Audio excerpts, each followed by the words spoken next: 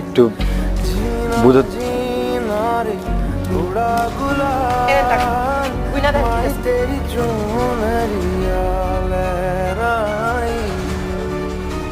কোনো লাগবো না, টাকা ঠিকই আছে।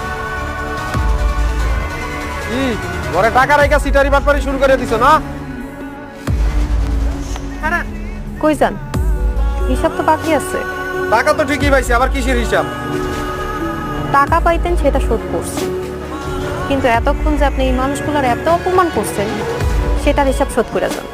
এ মেয়ে, তুমি কি করতেছ? তুমি আমারে চিনো? চিনি, তুই আমার চিনি।